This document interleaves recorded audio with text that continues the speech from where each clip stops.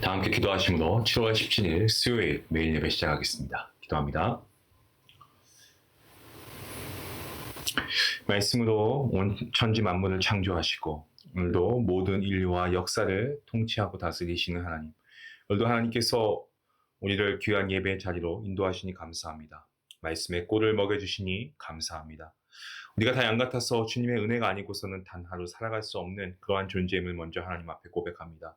예배 가운데 우리 영혼의 하늘의 양식으로 채워주시고 하나님의 뜻과 계획을 발견하고 우리가 믿음의 결단을 내릴 수 있는 귀한 시간 될 수 있도록 하나님 함께 하여 주시옵소서. 하나님, 정말 우리가 주님을 닮아가는 삶을 살 수 있기를 원합니다. 우리의 연약함이 있습니다. 주님 긍휼히 여겨주시고 불쌍히 여겨주시옵소서. 우리의 육체의 정욕과 성공을 향한 집착은 우리가 얼마나 많은지 모릅니다. 하지만 우리가 어떻게 하면 더 말씀을 읽고 어떻게 하면 우리가 주님의 영광을 위해 살아가고 어떻게 하면 주님께서 나에게 허락하신 우리의 믿음의 주체들을 더 섬길 수 있을까? 이러한 고민을 하기보다는 나의 유익을 구하고 나의 편안함을 추구하는 경우가 훨씬 더 많음을 고백합니다. 주님, 이러한 죄를 용서하여 주시고 정말 이 땅에서의 삶, 우리가 산다고 한들 이 땅에서의 삶의 개수가 얼마나 되겠습니까? 아버지, 우리가 천국에서 누릴 그 영생과 기쁨은 이곳의 삶과는 비교할 수 없습니다. 이 땅에서의 삶, 나그네 삶이라는 것을 우리가 기억하면서 오직 하늘나라의 상급을 바라보고 주님의 영광을 위해 살아가는 거룩한 주의 백성들 될 수 있도록 하나님 함께 하여 주시옵소서. 아버지, 산 위의 동네가 숨겨지지 못할 것이라고 말씀하신 것처럼 우리의 삶이 정말 하나님의 영광을 비치는 도구가 되게 허락하여 주시옵소서. 하나님, 사랑하는 성도인들의 삶을 주님께서 지켜주시기를 간절히 기도합니다. 하나님, 어려운 경제적인 상황에서도 우리가 삶을 살아갈 수 있는데 어려움 당치 않도록 주님께서 힘과 능력을 주시고 정말 하나님의 보호하심과 주님의 날개의 그늘 아래 덮어주시고 정말 가정과 직장과 사업장을 눈동자같이 지켜 보호해 주시기를 간절히 소원합니다. 어려운 시간 가운데 주님의 은혜를 더욱더 구하게 하시고 하나님께서 지키시고 또 하나님께서 보호하시는 그 은혜를 체험하는 귀한 시간 될 수 있도록 하나님 함께 하여 주시옵소서. 하나님, 오늘도 하나님의 말씀 앞에 나아갑니다. 주님, 우리 안에 말씀에 대한 갈증과 목마름이 있게 하시고 이 목마름과 갈증을 통하여 하나님께 주시는 말씀의 은혜가 충만히 적셔지는, 그래서 귀한 말씀의 열매가 맺혀지는 은혜의 시간 될 수 있도록 하나님 함께 하여 주시옵소서. 감사하며 예수님의 이름으로 기도하옵나이다. 아멘. 찬송가 208장 함께 하시겠습니다.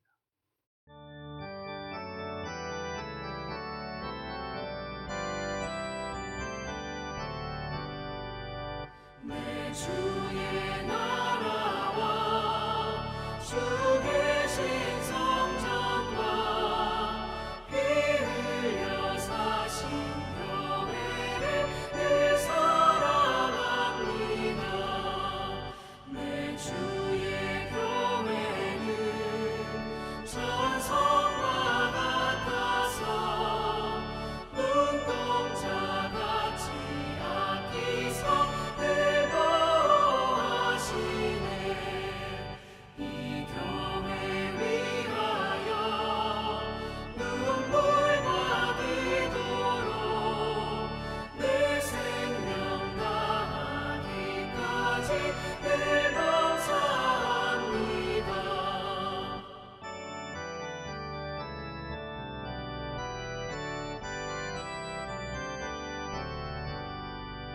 성도의 교제와 교회의 위로와 구주와 맺은 언약을 늘 기뻐합니다.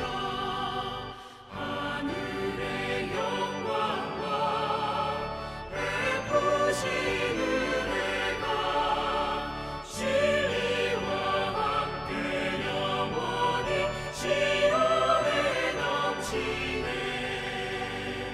아멘.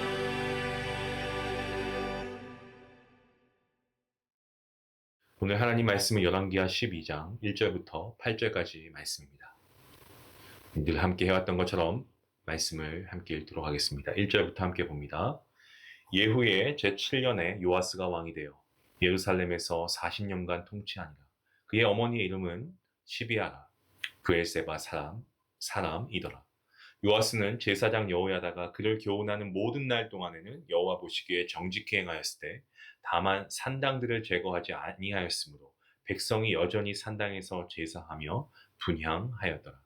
요아스가 제사장들에게 이르되 여호와의 성전에서 거룩하게 하여 드리는 모든 은 곧 사람이 통용하는 은이나 각 사람의 몸값으로 드리는 은이나 자원하여 여호와의 성전에 드리는 모든 은을 제사장들이 각각 아는 자에게만 받아들여 성전의 어느 곳에든지 파손된 것을 보거든 그것으로 수리하라 하였으나 요아스 왕 제23년에 이르도록 제사장들이 성전에 파손한 데를 수리하지 아니하였는지라.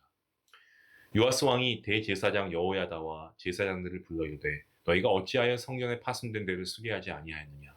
이제부터는 너희가 아는 사람에게서 은을 받지 말고 그들이 성전에 파손한 데를 위하여 드리게 하라. 제사장들이 다시는 백성에게 은을 받지도 아니하고 성전 파손한 것을 수리하지도 아니하기로 동의하니라. 아멘. 관심사라는 것이 있습니다. 우리가 어떤 것에 관심을 두느냐에 따라서 우리의 생각, 또 우리의 습관, 혹은 우리의 행동 양식이 달라지고요. 그리고 그것은 우리의 미래를 바꾸기도 합니다.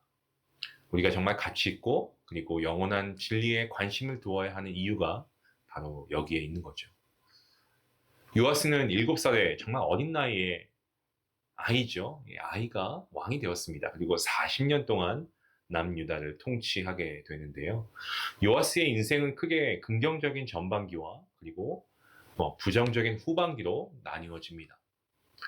전반기는 어떻습니까? 오늘 말씀에 기록된 대로 정말 영적의 스승이죠. 제사장 여호야다로부터 하나님의 말씀을 가르침 받고 성전 수리에 관심을 가졌습니다. 이때 요아스의 삶, 하나님 보시기에 정직히 행했습니다. 이로 인해 그는 백성들로부터 사랑을 받았고 하나님으로부터 보호함을 받았습니다. 하지만 그의 영적 멘토였던 여호야다가 죽은 후에 그는 급속도로 타락하게 되었습니다. 하나님의 전을 버리고 아세라 목상과 우상을 섬겼습니다. 이로 인해 하나님의 진노가 왕과 백성들에게 임하게 됩니다. 하나님을 떠난 요아스는 결국 여호야다의 아들 스가랴 선지자를 돌로 쳐 죽였고 이로 인해 아람 군대가 적은 무리로 왔지만 이기지 못하고 전쟁에 패배해버리고 예루살렘까지 함락당하는 큰 수모를 경험하게 됩니다. 결국 요아스는 전쟁으로 큰 부상을 당하고 자신의 신하들에게 살해당하는 그러한 결말을 맞이하게 됩니다. 오늘 말씀은 요아스의 삶의 긍정적인 전반기 삶을 우리가 살펴보게 되는데요. 왜 그의 전반기의 삶이 행복하고 아름답고 또 백성들과 하나님의 사랑을 받을 수 있었을까? 우리가 그 이유를 한번 살펴보면 좋을 것 같습니다. 먼저는 하나님 말씀에 관심을 가졌기 때문에 그렇습니다. 본문 1절과 2절 말씀을 보시면 요아스는 7세 유다의 왕이 되었습니다. 이때가 이 북왕국의 왕이었던 예후의 통치 7년째 되던 해입니다. 요아스는 예루살렘에서 40년을 통치했습니다. 어린 나이에 왕이 되어서 아주 오랫동안 안정적으로 국가를 잘 통치했습니다. 하지만 그의 안정적인 통치는 그의 영적인 멘토였던 제사장 여호야다가 그를 교훈하는 모든 날 동안에만 여호와 하나님이 보시기에 정직히 행하였다라고 말씀에 기록되어 있습니다. 이게 바로 인간의 한계, 요아스의 한계가 아니겠습니까? 자신 안에 인격화되었고 습관화되었고 내면화된 어떤 철학과 사상이 깊이 각인되어 있지 못했던 겁니다. 하지만 그렇다고 해도 그는 자신의 어떤 영적 멘토였던 여호야다가 가르치는 말씀에 잘 순응했습니다. 요아스가 비록 수동적이었다고 해도 이 순종했을 때, 말씀에 순종했을 때는요, 그의 삶이 복되고 영화롭고 또 백성들과 하나님께 사랑받는 존귀한 인생이 되었죠. 여기서 저는 한 가지 깨닫게 되는 게 있습니다. 그것은 우리가 피동적이든지 아니면 적극적이든지 간에 하나님 말씀에 순종하여 사는 것이 중요하다는 겁니다. 좀 잘못된 표현일 수도 있지만 우리가 좀 체감하기에 좀 깊이 체감될 수 있도록 제가 이런 표현을 드리자면 억지로라도 하나님의 말씀을 붙잡아서 살아야 합니다. 그렇게 하나님 말씀에 붙잡혀 살면 그것이 좀 억지라고 해도 그 말씀이 그 삶의 중심이 되면 하나님의 은혜와 보호하심과 축복을 경험하게 되는 날이 온다는 겁니다. 저는 우리 교회 성도님들이 교회에서 하는 말씀 훈련에 피동적이라고 해도 잘 따라올 수 있기를 바랍니다. 그렇게 기도합니다. 매일 예배를 통해서 말씀을 많이 들으시고 또 우리가 성경 통독하고 있지 않습니까? 함께 참여하시고 또 말씀 암송하는 것, 이런 것들 우리가 매주일 하지만 남들 하니까 하시는 분도 계실 거고요. 내키지 않지만 억지로 하시는 분도 분명히 계실 겁니다. 하지만 그렇게라도 하십시오. 그러면 그 말씀이 우리의 생각을 지키고 습관을 지키고 행동을 보호합니다. 디모데후서 4장 16절, 17절 말씀, 우리가 너무 사랑하는 말씀. 뭐라고 말씀하고 있습니까? 모든 성경은 하나님의 감동으로 된 것으로 교훈과 책망과 바르게 함과 의로 교육하기에 유익하니 이는 하나님의 사람으로 온전하게 하며 모든 선한 일을 행할 능력을 갖추게 하려 합니다. 아멘입니다. 성경 말씀은 우리의 생각을 새롭게 하고 삶을 개혁하고요. 우리의 행동 양식을 완전히 바꾸어 줍니다. 그래서 성경 말씀이 가르쳐지고 성경 말씀을 묵상하고 성경을 배우는 가정이든 공동체이든지 간에 이거는 부흥을 경험할 수밖에 없습니다. 하나님의 인재를 경험할 수밖에 없습니다. 하나님의 능력을 경험할 수밖에 없습니다. 여러분, 우리나라에서 그 1907년도 평양 대부흥 어떻습니까? 평안남도에서 있었던 평양 대부흥, 이것도 평안남도 말씀 사경회가 있던 기간에 일어났습니다. 하나님의 말씀만이 우리의 삶을 개혁하고 하나님의 말씀만이 우리를 새롭게 하는 줄로 믿으시길 바랍니다. 교회를 새롭게 하는 것도 하나님의 말씀입니다. 그래서 말씀이 날마다 우리 생각 속에, 우리의 마음 속에, 우리의 귀에 계속해서 들리게 우리가 노력해야 됩니다. 말씀이 있는 사람은 승리하고 말씀이 없는 사람 무너질 수밖에 없습니다. 말씀을 묵상하는 사람 살아나고요. 말씀을 버리고 세상적 가치관을 품고 사는 사람은 영적으로 죽습니다. 말씀을 계속해서 묵상하고 암송하고 공부한 사람, 끝없이 자신의 삶의 기준과 원칙을 하나님 말씀으로 삼고 인생을 선택합니다. 저는 바라고 소원합니다. 우리 모든 중앙 가족 여러분, 우리 중앙교회가 정말 말씀 중심의 그러한 믿음의 공동체, 그러한 여러분 가정이 되기를 주님의 이름으로 간절히 축원합니다. 요아스는 여호야다로부터 말씀의 가르침을 받을 때 타락하지 않았습니다. 하지만 영적인 멘토였던 여호야다 제사장이 죽고 130세에 죽고 나니까 그럼 더 이상 말씀을 지도받지 못했어요. 그러니까 사악한 자들의 말에 꼬드김을 당해서 바알 숭배의 길로 치닫게 됩니다. 그때부터 그의 삶 계속해서 꼬입니다. 불행이 시작되고요. 결국 말씀을 지속적으로 공급받지 못하니까 이 마음밭이 황폐해지고 피폐해져서 나중에는 말씀으로 자신의 죄를 지적하는 선지자 스가랴까지 그의 목숨을 앗아가는 정말 끔찍하고 가공할 만한 죄를 범했습니다. 여러분, 말씀이 사라지면 마음의 지혜도 비전도 사라집니다. 우리가 어떻게 하든지 간에 말씀 중심으로 사는 삶을 포기하지 말아야 하는 이유가 여기에 있습니다. 나이가 들고 직분이 있으신 분들, 은퇴를 하고 직분을 놓을지라도 말씀을 놓아서는 안 됩니다. 말씀은 우리가 호흡이 닿는 그날까지 내 가장 옆에 두어야 할 우리 인생의 최고의 보물인 줄로 믿습니다.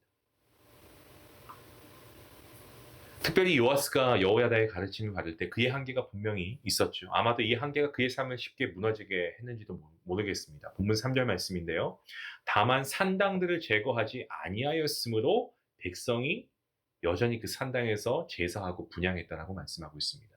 자, 산당은요, 바알이나 아스타롯을 숭배하는 산당이 아니고 정상적인 방법이 아닌, 그러니까 비정상적인 방법으로 하나님께 예배드리는 장소입니다. 사실 산당은 예루살렘의 성전이 세워지기 전에도 유다와 이스라엘 곳곳에 난립해 있었습니다. 지금으로 따지면 기도원으로 우리가 그 예를 들 수가 있습니다. 특별히 여호람 그리고 여호아스, 아달랴가 통치하던 때에 우상 숭배 정책에 강력한 드라이브를 걸었기 때문에 예루살렘 성전은 더럽혀지지 그 기능이 좀 많이 약해졌습니다. 예루살렘 성전이 기능이 약해졌습니다. 특별히 아달랴가 통치하던 그 시대에는 아달랴의 아들들이 하나님의 성전을 파괴하고 그리고 또 여호와의 전에 모든 성물들을 이 바알들을 위해서 사용했다라고 했습니다. 그래서 백성들은 어떻습니까? 각처의 산당에서 예배를 드리게 된 거죠. 하지만 요아스가 예루살렘 성소를 회복했기 때문에 당연히 이제는 산당이 필요 없죠. 그래서 폐지해야 했습니다. 하지만 그것까지는 폐지하지 못했다라고 했습니다. 산당 폐지는 히스기야 왕 때에 강력하게 시행이 됩니다. 우리가 말씀으로 우리의 신앙을 개혁할 때 여러분 우리가 산당까지도 폐지해야 합니다. 산당쯤이야 하는 마음, 우리의 중심을 쉽게 무너지게 하는 요인이 될 수가 있습니다. 사소하다고 느껴지는 일이 하나님께는 큰 일일 수 있다는 거죠.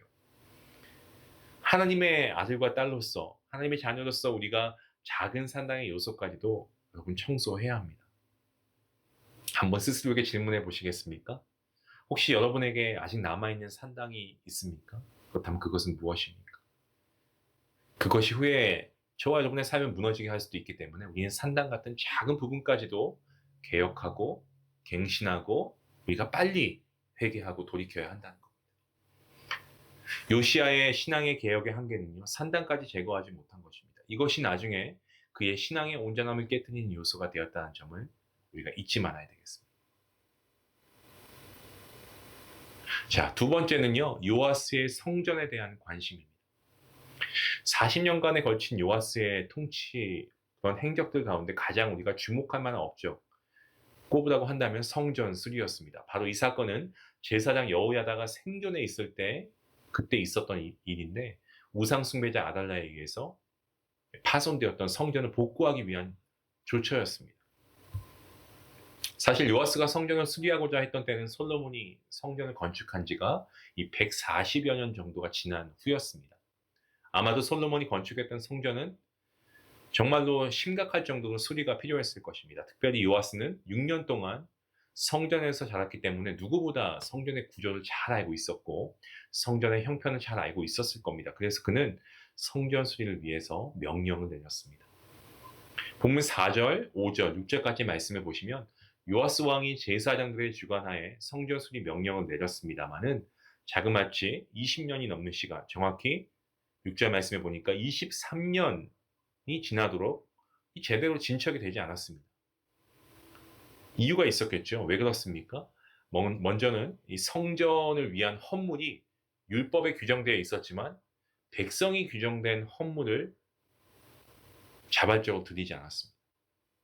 둘째로 제사장들이 이 헌물을 관리하는 그것도 성전 이 보수 공사를 해내는데 많은 한계가 있었습니다. 아마도 제사장들이 들어온 헌물을 다른 곳에 사용했다거나 아니면 자기 배를 채우는데 급급하지 않았나라는 것을 유추해 볼 수 있죠.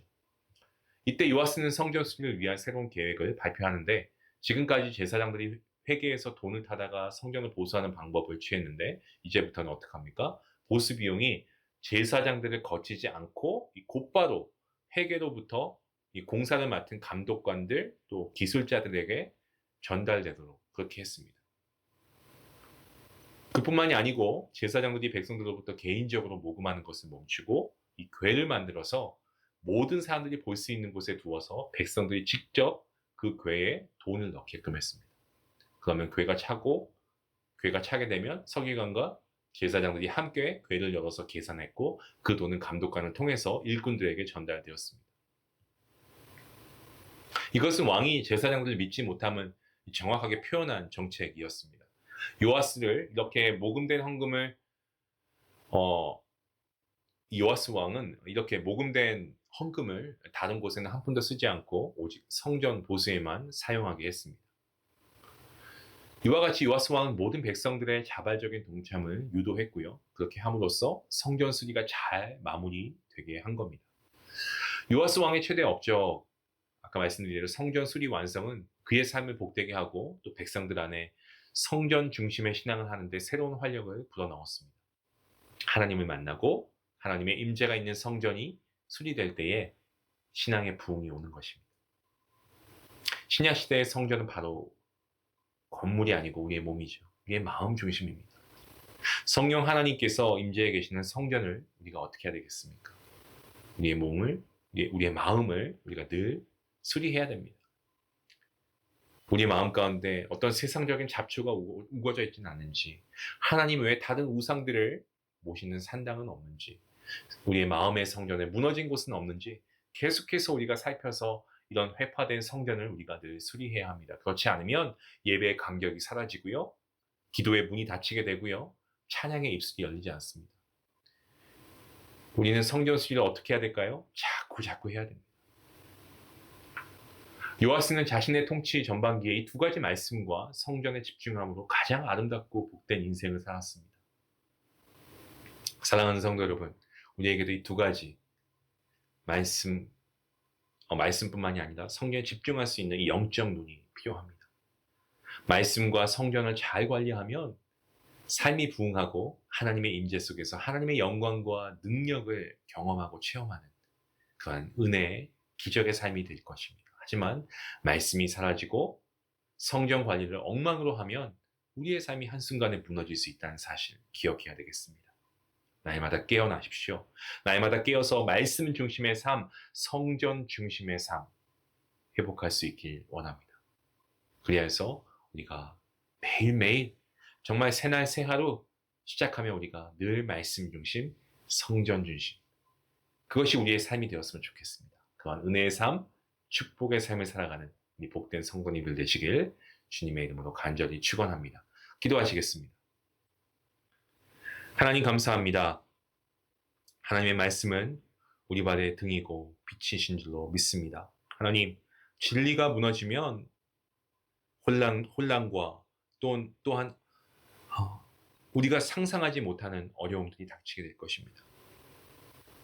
하나님, 우리는 하나님께서 주신 이 말씀, 하나님의 말씀이 진리이고 이 말씀이 우리의 삶의 중심이 되길 원합니다. 아버지, 말씀 중심의 삶, 우리 성도님들의 삶이 되게 하시고 또 하나님, 성전 중심의 삶, 우리 성도님들의 삶이 될 수 있기를 간절히 원합니다. 그리하여서 우리가 매일 하나님의 말씀을 가까이 하며 우리의 삶이 매일 예배하는 삶이 되어서 정말 우리의 마음이 날마다 개혁되고 말씀으로 인해서 개혁되고 또 우리가 기도함으로 우리가 회개함으로 정화되고 그리하여서 정말 우리가 성령님을 우리 마음에 모시기에 부족함이 없도록 하나님 우리 마음에 함께하여 주시고 이러한 성전의 삶, 말씀의 삶을 살아갈 수 있는 우리 복된 성도님들 모두가 되게 허락하여 주시옵소서. 감사하며 예수님의 이름으로 기도하옵나이다. 아멘. 여러분, 오늘 하루의 삶 어떻게 여러분이 살아가실 예정이십니까? 또 어떻게 오늘 하루를 보내셨습니까? 여러분, 우리가 매일매일 해도 괜찮은 게 있습니다. 말씀을 묵상하고 말씀을 가까이 하는 것이고요, 우리가 날마다 예배하는 정말 성전 중심의 삶을 살아가는 것입니다. 과유불급이란 말은 여기에 적용되지 않습니다. 여러분, 말씀 충만하십시오. 성전 중심의 삶을 살아가십시오. 그러한 여러분 모두가 될 수 있게 해달라고 같이 함께 기도하며 나가겠습니다.